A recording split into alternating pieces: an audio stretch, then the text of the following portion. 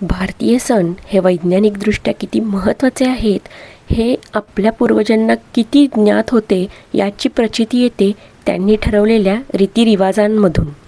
पूर्वी स्त्रियांचा संबंध केवळ चूल आणि घर, खूप खूप तर अंगणातील तुळशी आणि कडुनिंब यांच्याशीच येत होता.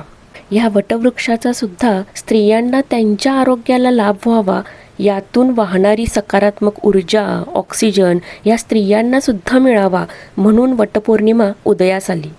या वृक्षाला कापसाच्या धाग्यांनी बांधताना वृक्षातील सकारात्मकता महिलांमध्ये प्रवाहित होऊन त्याचे औषधी लाभ, ऑक्सिजन आणि पॉझिटिव्ह एनर्जी पूर्ण वर्षभरांसाठी त्यांना मिळू दे, म्हणूनच अगदी ह्या पावसाळ्याच्या सुरुवातीलाच ह्या वटपौर्णिमेचा सण साजरा सगळीकडे केला जातो.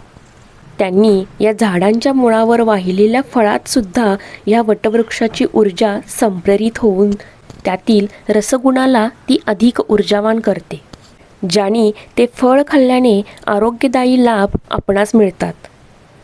दर 7 दिवसांनी आपल्या शरीरात नवीन पेशी तयार होतात, म्हणून वडाला 7 फेऱ्या महिला मारतात. दर 12 वर्षांनी आपले नवीन शरीर तयार होत असते.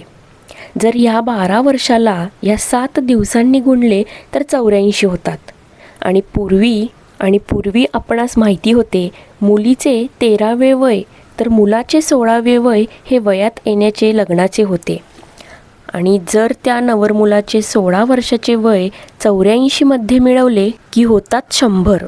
म्हणून वटवृक्षासारखे माझ्या नवऱ्यालाही दीर्घायुष्य लाभो ही प्रार्थना आपण तिथे करतो.